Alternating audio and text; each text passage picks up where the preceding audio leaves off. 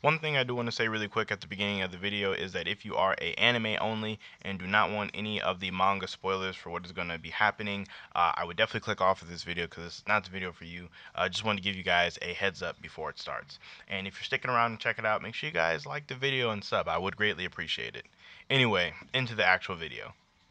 So, with the Black Clover anime getting closer and closer to where the manga currently is, and showcasing more of the in-between parts, where we have like the main cast with like Asta and Noelle and them doing their training with the Spirit Guardians to face off against the Spade Kingdom and the Dark Triad. One thing that has been definitely brought to my attention just from not rewatching, but seeing a lot of these scenes and rereading a bit here and there, would be the Spirit Guardians and kind of just where they fit in all of this. Now, a lot of people, myself included, on their initial like showing, like back when we first seen Gadja, assumed that all the Spirit Guardians were going to be extremely impressive, as Gadja had showed us. Gadja being the one who like effortlessly dealt with Noelle, Mimosa, and Finral, with like literally like zero problems, and being like put up on this like a pedestal, so to speak. That was our first time seeing like stages get introduced, with like all of them being stage 0, and just like how the Heart Kingdom uses this like wacky kinds of magic called runes, and so you can cast all these magics that have like bizarre effects. It was like, when we first seen it, it was really impressive. So of course everyone was really hype about it. However, in chapter 247, it was our first chapter getting a glimpse into what was going on in the Heart Kingdom during all these simultaneous attacks, and literally on the second page of the chapter we see like, or second and third page actually, that the Spirit Guardians, or 4 of them, were just outright defeated by the 50% Dark Disciples that Vanica had brought with her. And of course the community, myself included, were in a basically kind of an outrage about this, because they were hyped up to be these like amazingly powerful mages, and they just all got off screen simultaneously with like 0 difficulty at all. It was really disappointing. Like, they were kind of hyped up by the story and by us fans, and they just kind of fell flat. So with where the anime is now, we kind of getting more of an actual look at the Spirit Guardians, like kind of getting to see like a bit into their personalities, very slightly into their abilities, and delving more into what runes can kind of actually do. And through this, we can kind of gauge a little bit how their fights with the Dark Disciples may or may not have went. And with this, we can kind of see for ourselves if they actually are as disappointing as they kind of seem to be. And through this video, I kind of just want to go over the fights that happened. Like, obviously we know what happened, but kind of just give my opinion from what we have now, what the anime has kind of filled in for us, and what could have happened then. So obviously the first one that we got to see was Smirk, or Smirk, however you want to say his name. He had to fight against the Dark Disciple that Luck beat, which was Sevekin. And honestly, in my opinion, as well as I'm pretty sure lots of other people can agree with this, Sevekin, the guy with skin magic, he was, even though they're all 50%, I feel like you can make a very strong argument that he was the most powerful Dark Disciple who went. So honestly, Smirk not being able to defeat him, I feel like isn't necessarily that bad. I feel like this exact Spirit Guardian should have been a very bad matchup for most people, honestly. However, the one thing that a lot of people will say is, well, the Spirit Guardians have true magic, so that should have been enough to, you know, really overtake them or beat them. Especially with Sevekin's power of being only able to nullify magic and not necessarily true magic. Well, my exact argument for that is, from what we've seen of Smirk, he uses like wind blades. Granted, this is only one attack that we've seen, but it would be safe to assume that he bases his fighting style off of just shooting like small, precise wind blades at people. Now, in the area that they were fighting in, it was literally in the middle of like some type of civilian crowded area, so he can't necessarily afford to shoot off a ton of attacks just because he might hurt people. You know, I mean, granted, they're in a fight, but at the same time, the Spirit Guardians don't want to hurt their own. So that is a big thing that Smirk probably had to deal with. And for true wind magic, actually summoning actual wind, I feel like any small amount of wind would not necessarily be enough to take Sevekin out. You'd have to go big, kind of like how Luck turned into a actual bolt of lightning and just struck through him. I feel like you have to do something on that level. However, with true wind, my issue with summoning actual wind is like you possibly be sweeping up people in the area.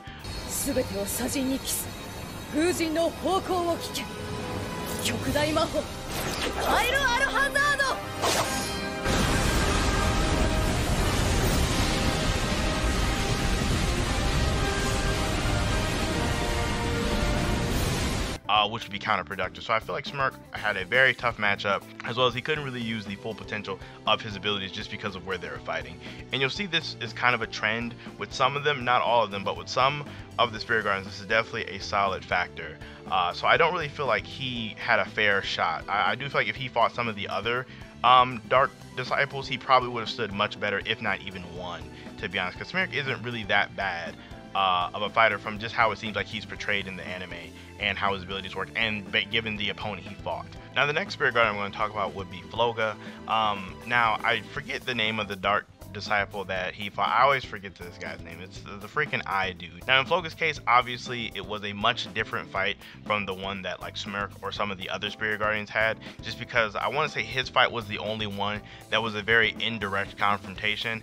You know, judging by how it appeared he was dealt with, he never really even got a chance to go up against the Dark Disciple that him and Leo were against. Now, there is one issue here, whereas I feel like those two together should have been able to think of something, or possibly use like a decoy plan and then track him down. But it appears that like Floga's main thing here is that he probably is not as durable as his muscular body may portray him to be. So for Floga's case, it definitely is. He's kind of disappointing, just because you would think he'd be one of the stronger ones, but I think based off of his showing here and what we see in the anime, he's probably like a really mid-tier Spirit Guardian in all honesty. Granted, he would probably have better matchups against some of the other Dark Disciples, such as Savek and True Fire would be pretty effective, because he'd probably be able to like control exactly what his fire does a bit more than Wind. I mean, Wind has like, granted, Fire and Wind both have a lot of AoE, but like you could do a one precise fire blast and it's just going to be hot in that area, versus if you do a lot of wind in one area, you're going to be sweeping things up.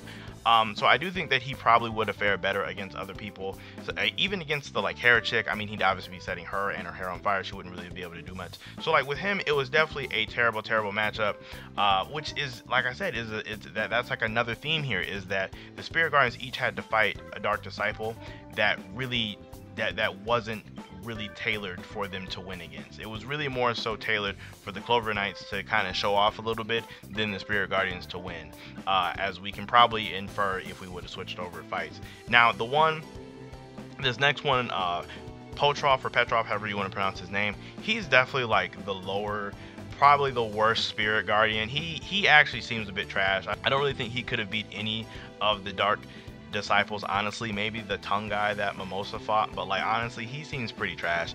He couldn't even restrain Charmy when she was getting out of control. I mean, Rilla and Asta had to do it, so it definitely this guy seems kind of butt. He for sure is disappointing. I don't have any type of case for him. He definitely, you know, he didn't do much. He didn't do much, and I don't see him doing much. As for the last of the Spirit Guardians that got defeated, that would be Sarado or Sarado, however you want to say her name. She actually didn't lose, but she was losing. She had to fight against the Dark Disciple that had nail magic. Now obviously she uses Earth. She has to be at least somewhat powerful, seeing as she's able to spar against Charlotte and Mimosa at the same time. Granted, Mimosa's probably not a big threat all like that, because we know what she can do, but being able to at least go toe to toe against a captain, at least in a sparring scenario, and not get completely like no diffed, I feel like that speaks for itself, just because we are seeing currently in the anime that they all three are sparring. So at the very least, that has to do something for her name, at the bare minimum. Now, I don't necessarily think that she had a bad matchup. I do think that she should have been able to do better against the guy who used nail magic, just because you would really think that Earth, being as defensive and thick and just powerful as Earth just naturally seems, that she would be able to do well. But I guess unless his nail magic was just piercing through everything and she couldn't really overpower him, and he probably had a speed advantage over her, she kind of just was losing, and Gadja had to step in and save her. Now, as far as how she would have done against the other Spirit Guardians, I kind of feel like she's in the same boat as Petrov, whereas I don't really feel like she's all that powerful. I think she's probably more powerful than Petrov, just because Petrov was like knocked out, versus where she was at least still standing by the time Gadja had got there. So, you know, it's definitely, her and Poetrol are lower tier Spirit Guardians, where probably Floga and Smirk are in the middle, or, you know, right under Gadja. And even as she had stated herself, Gadja is a level above them, with, you know, his lightning, having what appears to be amazing control over his lightning, and having access to just an innately more powerful element than the other Spirit Guardians. And by that I mean, like, true magic grants them the ability to use the actual element that they have. We all know this. Now, you could make a very strong argument that innate lightning is much more powerful than the other four just by itself. It's just more powerful in just raw damage, and from what we've seen in the anime, he appears to have a lot more control over what it can do to possibly be more precise with it. So that's probably the thing that's putting Gadja over all the other spirit guardians and allowing him to definitely defeat any of the other dark disciples that we've seen him fight against. That's like the main thing there. So despite one of them being, around civilians not being able to use the fullest extent of his power, or the, with Floga, being in an indirect confrontation, it still is very disappointing to see that they could not clutch out a victory, or to at least be noteworthy enough for Tabata to at least mention them putting up a fight.